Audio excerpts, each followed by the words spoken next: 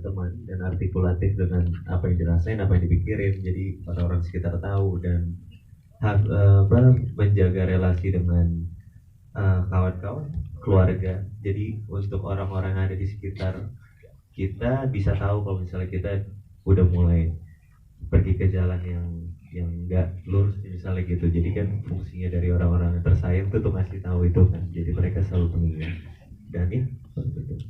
Oke, baik, tetap butuh orang lain ya. Oke, silakan mungkin Ratu Ganesha atau Marsha, silakan, boleh, siapa duluan? Kalau aku sih ya mungkin titik terendah ya pernah, pastinya setiap orang pasti pernah merasakan itu sih. Cuman gimana cara mengatasinya ya sama seperti Julio juga, maksudnya mencari lingkungan yang tepat yang bisa support sebenarnya support system sih. Ya bisa dibilang support system yang mendukung kita, terus juga sama ada kesadaran dari diri sendiri juga untuk apa ya, maaf ya nggak seru. Jawabannya nggak seru. Apa bohong aja nih biar seru. Nggak ada. Aman-aman semua ya berarti ya. Aman-aman semua. Waktu itu sih Marsha yang lihat yang dari handphone yang katanya netizen bilang nggak sepi, rame gitu loh. Ah ya boleh, nah boleh nih, lihat nih kayaknya nih. Nggak ada, aku cuman lagi foto aja set kita di sawah. Terus habis itu tiba-tiba banyak banget yang reply foto aku. Ih kok rame banget sih di situ gitu. Aku bahkan nggak ada siapa-siapa, gelap. Ya gitu aja sih. Oke. Mungkin ada yang lain, mungkin pemain yang lain mungkin pernah. Oke. Mana? Oh tuh, oke. Ibu mau minta tanya tuh siapa tuh? Coba tuh. Ada yang mau nanya tuh siapa? Itu tuh. Boleh silakan. Ya. Hari ini kita kasih buat semua teman-teman biar puas nanyanya nih ya. Oke. Ya silakan sayang, boleh bangkit berdiri. Iya. Hai Kak Wilo. Aku mau nanya buat Kak Wilona. Karena aku fans banget sama Kak Wilo. Aku juga. Mau nanya sebenarnya sama. Kamu siapa di sana? Of course, Natasha Wilona. Natasha Wilona, the one and only. Kenapa? Karena saya tertanya dari dulu. Fansnya banget. Oke, tak ada kok ya. Oke. Baik, satu buah hadiah buat kamu. Thank you. Pulang nggak? Pulang. Ini gue mau lewat, tenang deh. Ada gitu kali begitu? Pulang nggak? Biasa. Kanan. Tadi kan lewatnya di kanan gitu tadi.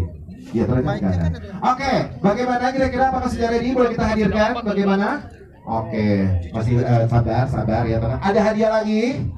Aku mau kasih hadiah buat semuanya. Mana ciri? Keluarin yang buat truk gandeng tuh, keluarin semua. Depan belum? Oh ya Allah, Tuhan, depan belum. Siap, depan. Tadi cuma satu. Thank you, Mbak Lele. Mungkin boleh silakan say something buat teman-teman di sini. Halo, assalamualaikum semuanya.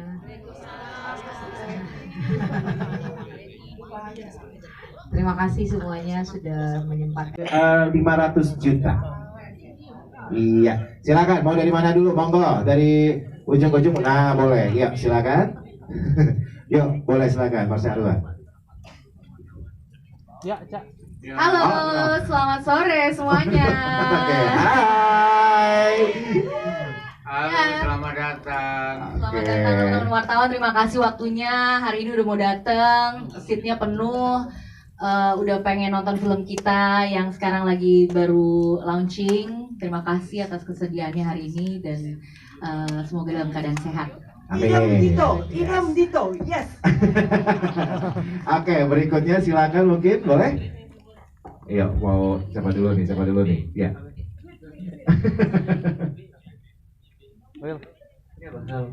Hai semuanya, maaf aku canggung kadang-kadang. Oke, ya mungkin boleh. Berikutnya Marsha, mungkin kita bisa lanjut agak ke sana terus ya nanti ya. Oke, iya dong. Oh ya. Halo semuanya. Selamat sore ya. Selamat sore, makasih udah nyempetin datang ke sini dan nonton film kita. Thank you so much. Thank you. Berikutnya silakan. Halo, selamat sore teman-teman media. Terima kasih sudah menyempatkan waktunya untuk datang menonton film kita. Terima kasih. Silakan ya ke ibu kali ya. Ibu mungkin boleh. Oh ya. Halo semuanya. Apa kabar? Waduh, hari ini seneng banget ya filmnya akhirnya tayang dan udah tayang buat di sini sih di premiere dan udah pada ditonton semua. Semoga aja hasilnya memuaskan semua pihak. Oke, baik. Kalau aku nggak mau nanya dulu, teman-teman kita kasih waktu, silakan. Ada yang mau bertanya mungkin buat para pemain-pemain kita di sini? Iya, silakan. Mana coba boleh dibantu para boyband aku buat kasih mic-nya ke belakang.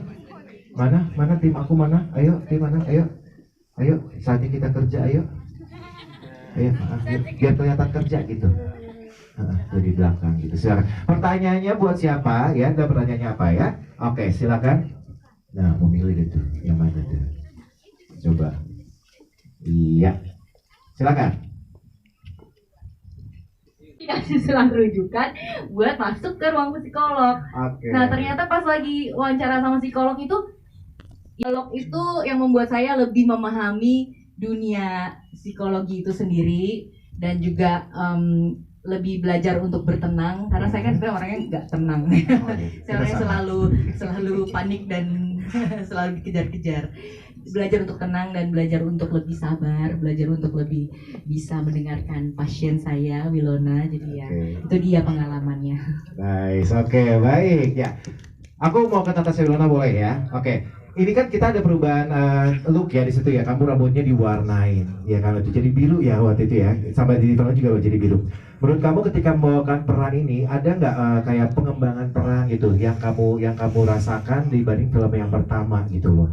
Baik, misalnya apakah ini wah bebannya semakin berat nih di film yang kedua ini karena mempengaruhi kamu nggak dengan kamu lebih rambut biru gitu apa segala itu? Silakan.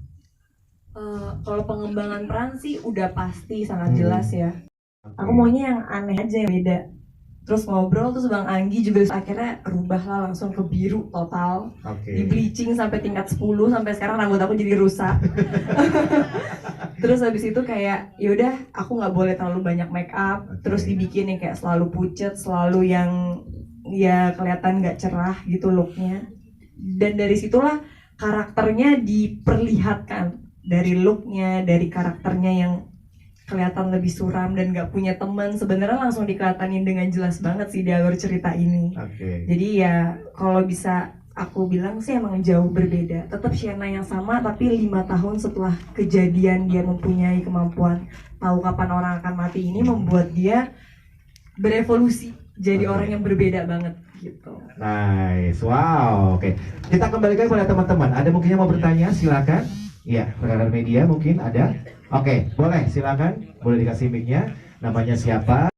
Kita sendiri juga gitu, apa maunya, terus sukanya apa dan segala macam. Kadang kan kita kebanyakan kerja atau kebanyakan di sini gitu, kita nggak pernah bisa mengerti apa artinya diri kita sendiri gitu. Jadi menurut aku itu yang paling penting. That's good. Silakan mungkin boleh. Febri boleh. Iya sama kayak Julio dan Marsha, lebih baik jangan dipendem sih. Kan ada tuh orang yang kayak aduh gue gak enak kalau mau cerita ntar gue dijudge lagi gitu kan. Tapi emang itu malah gak sehat kalau dipendam. Lebih baik cerita kalau nggak ke bantuan profesional psikolog yang mungkin lebih nyaman sama sahabat dekat gitu. Yang penting keluarin unek-uneknya, walaupun belum tentu mungkin dapat solusinya, tapi lega aja kalau udah cerita. Iya, benar banget. Gitu Mas. Dapat ya Mas ya? Oh baca. Kamu nggak mau dari aku? Nggak penting ya. Baca silakan. Kamu pengen denger dari saya, soalnya saya tambahnya frustasius ya. Ya kan saya anak ngurus sendiri, suami juga ngurus sendiri, rumah ngurus sendiri. Soalnya saya butuh psikolog lah, gimana sih? Masih kerja juga gitu kan. Jadi emang ya menurut saya pasti ada jalan keluar sih, itu aja. Dan harus berkomunikasi. Dan biasanya kan orang kalau misalnya dengerin curhatan orang tuh, atau misalnya suami istri lah, kalau misalnya lagi saling ada masalah, terus mereka suka yang belum dengerin istrinya kenapa udah judgmental, ya kan? Belum dengerin suasana hatinya kenapa, udah kita tidak pernah admit apa yang orang lain rasakan dulu gitu. Nah menurut saya itu penting sebagai sahabat, sebagai teman, sebagai orang tua, sebagai pasangan, kita harus admit pasangan kita dulu. Oh dia sedang sedih, dia mau saya begini, dia pikir saya begini. Jadi aku sekarang pelajarannya gitu. Kalau misalnya kita lagi sedang berkomunikasi dengan orang, apalagi orang itu punya masalah, kita dengerin dulu dia sampai selesai ngomong, dan kita mengulang apa yang dia sampaikan ke kita tadi. Oh, kamu sebel ya sama aku ya karena aku begini. Kamu sebel sama aku karena aku tidak bilang kamu, janji aku kesini, aku bohong, makanya kamu sebel sama aku. Jadi mengadmit perasaan dia dulu. Dengan kita mengucapkan apa yang dia rasakan sama kita sudah menerima perasaannya dia. Itu yang paling penting jadi sebenarnya. That is the call is empathy. Empathy. Thank you. Kita kepada senior-senior aku, ayah dan ibu aku. Baik. Iya. Peran kepala desa dan juga ada ibu yang senior ya, bisa dibilang ini bukan hal pertama juga kolaborasi dengan bintang muda pasti ya. Ada perbedaan gak sih ketika berkolaborasi dengan bintang-bintang muda untuk di film ini dibandingkan untuk peran-peran atau film-film sebelumnya? Silakan, mungkin boleh ibu yang dulu atau Otik dulu, boleh silakan. Enggak ada sama sekali perbedaan karena kami ini kan pemain, jadi sudah bekerja saja, bekerja gitu kan. Tapi tadi yang mengikuti yang depresi itu, saya waktu syuting juga ada yang depres karena ada satu shot yang berkali-kali ulang lagi. Kaki gue jadi pegel. Baru gue depres. Oh, ternyata gue mulai tua. Ya sudah, pokoknya buat. Itu hukum alam Bu, biasa itu. Silakan Pak, boleh Pak. Kira-kira bagaimana tanggapannya nih? Saya nggak bisa banyak cerita, jadi saya bahagia banget bisa terlibat di film ini. Karena ini film pertama saya sejak 2 tahun saya sakit. Boleh berikan tepuk tangan dari sekalian. Terima kasih juga buat Mas Anggi bisa memberikan kepercayaan ke saya. Waktu syuting pun kondisi saya masih sakit sebetulnya. Saya mohon maaf ya, saya cerita sedikit. Nggak masalah. Saya itu kena kanker. Saya operasi bedah, saya buang air. BAB itu sekarang di kantong. Jadi waktu syuting pun sebetulnya ya dalam kondisi seperti itu. Tapi semuanya berjalan lancar. Saya happy aja. Ternyata memang nggak tahu ini jadi semacam keluarga juga. Semua antara kru, antara pemain semua nggak ada, saya nggak ada gangguan sedikit pun. Jadi saya happy. Dan saya bersyukur bahwa film pertama saya Mas Anggi memberikan kepercayaan kepada saya. Luar biasa Bapak. Mudah-mudahan dari sini saya bisa terus berkarya. Amin. Amin. Tapi Bapak jujur, yang tadi kita lihat di visual Bapak nggak seperti orang sakit loh Pak. You are the true actor. Depres nggak? Ini produser depres nggak? Wah, bisa Pak? Tanya sama dia. Oh coba, oke. Produser kita mungkin depresi kan? Apa yang bikin dia depres? Apa yang bikin depresi gitu? Apakah budget? Apa ya? Duit kan nggak mungkin kan, duit nggak mungkin. Nggak kayak lo, nggak kayak. Nggak depresi, nggak deg-degan aja biasa. Ini sindrom film sebelum tayang ya. Ntar ya, mic-nya mati. MC-nya depresi. Mic-nya dari Aca loh. Keren banget, harus simpen nih kalau gitu ya. Oke, berarti nggak ada ya Pak ya, berarti semuanya aman ya. Yang penting semuanya syuting berjalan lancar ya berarti ya, luar biasa sekali. Oke, nah untuk Pak saudara kita nih ya, sebentar, Mas Anggi ya, ketika menangani Pak Otik nih, kan lagi suasana sakit nih, itu ada treatment khusus nggak selama syuting berlangsung gitu loh? Apakah ada jadwal-jadwal tertentu gitu? Kalau aku kan diajak syuting aku gas aja kan gitu ya, jangan kasih break kalau aku gitu loh. Iya, bagaimana? Ya biasanya sih ya kita sebelum syuting itu pasti udah ngobrol kan ya, udah ngobrol banyak, terus ada kondisi apa yang bersih, clean, yang kayak untung juga kita punya tim yang solid banget gitu. Jadi apa yang bisa dilakukan oleh Pak Otik ya kita maksimalkan, yang nggak bisa dilakukan ya kita kompromikan dengan kondisi yang ada gitu kan. Jadi nggak mengganggu kondisi politik, tapi juga tetap kita dapat apa yang kita mau di gambar sih gitu. Nice. Gitu sih. Jadi berlaku untuk semuanya juga sih, untuk semua aktor dan aktrisnya juga ya kita ngobrol sih gitu kan. Dari awal itu udah bilang bahwa syuting film horor ini berat banget gitu kan, karena thanks to Bu Lele ya adegannya malam semua ya banyak kan. Jadi emang udah fitrahnya film horor, emang 70% 80% itu pasti adegannya malam, jadi kita banyak syuting yang kebalik gitu kan, callingan sore sampai pagi gitu. Jadi itu pasti melelahkan semuanya gitu. Tapi ya sebisa mungkin kita dahulukan yang emang lebih tua ya, lebih dalam kondisi yang harus cepat istirahat kayak gitu kan. Kalaupun nggak bisa ya kita minta maaf, kita mungkin dulu sih. Tapi ya, alhamdulillah sih semua as a teamwork semua berjalan dengan lancar banget semuanya. Paling Pak Australia suka deg-degan, wah MTM lagi nih ya kan, makan malam tambah lagi kan, sampai nambah hari nih gitu. Tapi it's all good sih, kita happy banget sih semuanya. Iya, nice, oke. Ini berarti syutingnya malam semua ya Mas ya berarti ya? Kebanyakan sih, jadi hampir gitu. most of the days gitu syutingannya kebalik gitu. Jangan ajak aku ya, aku pasti banyak kerokan kalau malam-malam sama Koyo beneran gitu. Oke, ada yang bertanya lagi mungkin silakan teman-teman media atau siapa? Ada yang mau tanya lagi? Komentar? Oke, baik silakan boleh. Iya. Komentar yang Nice statement. Nah, Keren sekarang banget. pertanyaan untuk Aca, lu udah 5 tahun di Sydney gitu ya, nggak bosan? 7 ya? Nggak bosan lu di negeri orang? Kapan pulangnya? Ini kayaknya pertanyaan yang selalu dijawab dan kita tanyakan lagi. Terima kasih. Silakan boleh. Ini sebenarnya kalau ditanya pertanyaan ini, saya jadi sedih, tau gak sih?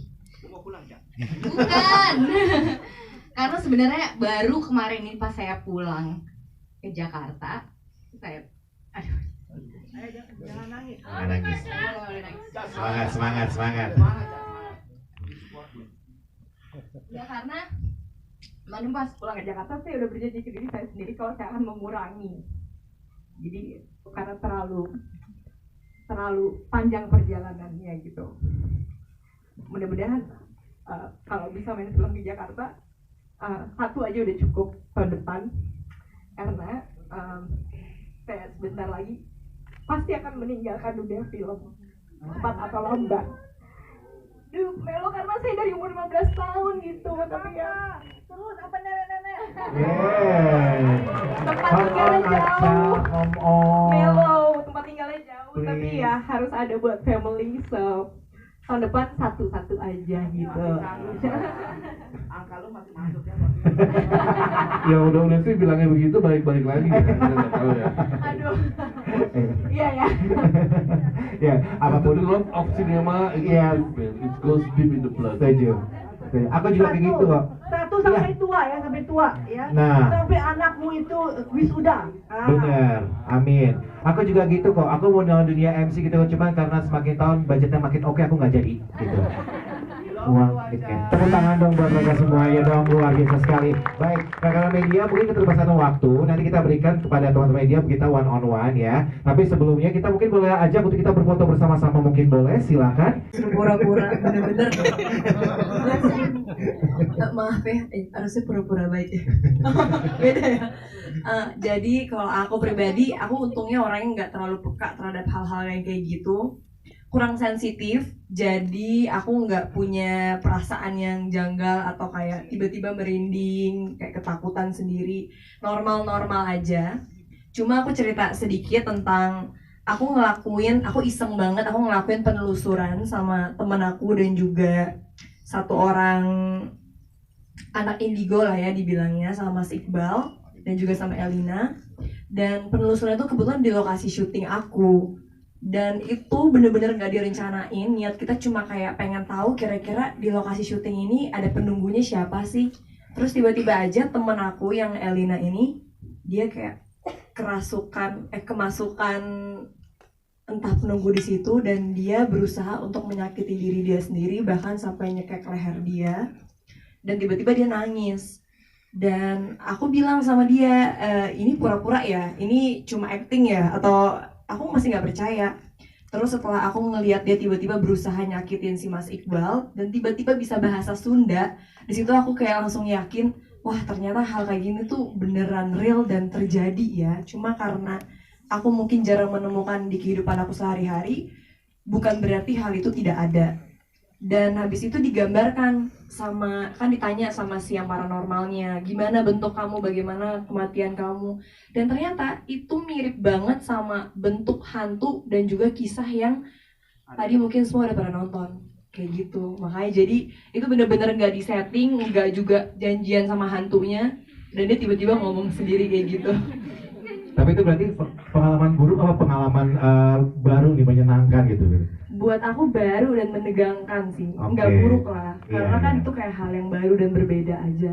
Oke, baik, terima kasih. Oke, sebentar aku ada pertanyaan buat Acha Septriasa nih, boleh ya? Karena di sini aku jujur ya, dari awal dulu Acha kita sempat ada press call juga sebelum kita mulai syuting. Kamu di sini sebagai psikolog, ya kan gitu. Aku pernah ngobrol juga gini, Acha kamu jadi psikolog ya? Aku juga kebetulan major aku psikologi, gitu, ya kan gitu. Oke, menurut kamu peran di sini tuh menantang nggak sih dengan beberapa film-film kamu sebelumnya gitu loh? Dan kira-kira ketika kamu dilibatkan dalam film ini, kamu punya kayak treatment khusus gak sih untuk mendalami peran yang aku bilang nih ya sebagai juga psikolog juga ini kan benar-benar yang harus punya karakter yang kuat ya gitu.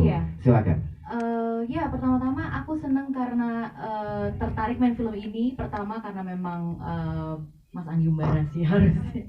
Aku belum pernah main sama Anggi sebelumnya, jadi ini adalah kesempatan pertama aku, apalagi horor, jadi kayak kesempatan yang aku tunggu-tunggu banget gitu ya, pengen dieksplor secara apa ya, film horor tuh kan cantik ya, artnya, setnya bagus gitu, terus kayak adegannya mesti seru dengan kamera movement yang seru-seru gitu, jadi ya itulah kenapa aku bermain di film ini, karena ada Anggi, terus juga Pak Oswin juga dulu kesempatannya dari Unlimited sebenarnya udah pernah nawarin film horor-horor juga, cuma memang kali ini cast-nya yang luar biasa ya, ada Yayan Senur, ada juga Ratu Felicia dan Natasha Wilona, ada Masya Arwan dan Giulio juga, kebetulan Giulio juga kemarin aku nonton filmnya juga gitu, jadi emang purely pemain dan juga skrip dan sutradara udah kena semua nih gitu, sehingga mempermudahkan aku untuk supaya cinta sama ceritanya gitu. Nah kalau ceritanya sendiri, awalnya psikolog itu memang ya peran yang memang salah satu peran yang aku nantikan juga gitu, maksudnya pengen dapat peran yang ada di dunia medis dan lain sebagainya, cuma karena ini psikolognya dosen, jadi mungkin tetap ke pengajar gitu kan, adanya di kelas, adanya di universitas. Dan untuk riset karakter ini tuh sebenarnya di Sydney aku sempat datang ke psikolog beneran. Kalau di sana kan emang general practitioner-nya kan